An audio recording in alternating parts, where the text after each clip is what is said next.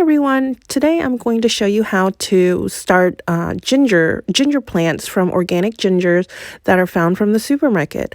I tend to look for gingers that have little white nubs that look like they're about to sprout. Those are pretty fresh and it tells me that they are viable.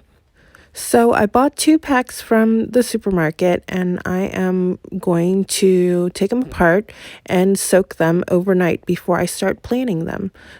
I'm going to break down the rhizomes so that they're about thumb size. And if there are plenty of nubs or the growing tips on them, then I will try and keep some on each. If not, I do try to avoid damaging those because I know those will sprout into plants.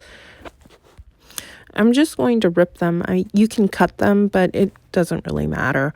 Cutting them or ripping them works the same way. So I'm just going to start breaking them down to, good sizes. If they're pretty big, I just look for enough nubs there that have sprouted, then I will cut it down.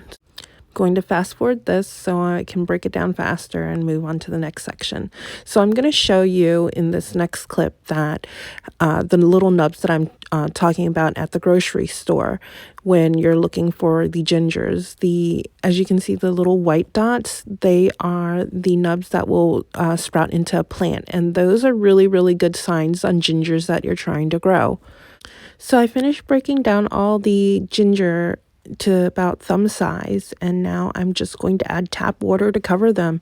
I typically soak them overnight. This step is really optional. Some people do it and some people don't.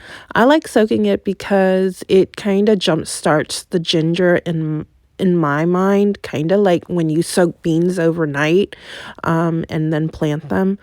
Now I'm going to mix some soil that I use to plant my gingers. You can buy potting mix or starting mix, but since I have perlite and vermiculite and some stuff out in the garden, I'm just going to mix it. Let me warn you though, if you use anything out in the garden, be prepared for fungus gnats and whatnot unless you bake your soil. I'm not going to. It doesn't bother me that much because I have it enclosed in a section anyway, but just keep that in mind. So for my mixing blend, I use half peat moss, 1/4 vermiculite or perlite, and then 1/4 of compost. They don't need a lot of food right now in growing the little nubs out. So whatever you have actually would just work, until they start growing and becoming plants. Then you would repot them with normal soil or normal compost mix of whatever you use. So now I'm going to start planting them up. The ginger has been soaking for 24 hours. I typically will take a big foil pan and I will poke holes into the foil pan so that it would provide some drainage. I use the lid to the foil pan as my drip tray so that after I water it, it doesn't drip everywhere. So now I'm going to fill the pan up with the starter mix that I just made in the garden. Now that's done, I am going to start laying the gingers into the tray. Keep in mind, this tray is not the final tray, the growing tray for the gingers. This is just a starting tray for the gingers. So I lay the gingers down flat and then kind of push them in.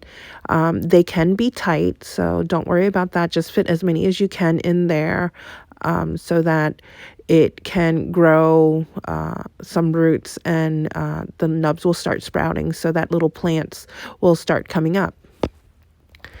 Now that I've finished laying down all the gingers, I'm going to lightly cover the gingers. It doesn't need to be a thick layer, just a thin layer to keep the gingers moist so that they don't dry out when you have them in wherever you decide to put them. I will end up putting mine in a plastic greenhouse that I have in my office and on a heat mat. So the heat mat will help keep the soil warm because these gingers, they love a hot and humid climate. So definitely use a heat mat. And I spritz it every day, and if the spritzing is not enough, then you will have to water it. I would say about this tray, I would use a cup and a half of water every other day. So I started this process on January 19th, and then about 13 days later, it started to sprout. And after that, after a few more days, then everything started to sprout. So as you can see, this video was taken yesterday, and look at all the sprouts that are coming up. They're just going to start popping up at this point because they are actively growing. I hope this video helps you start your own ginger plants. So at this point, we just start letting them grow.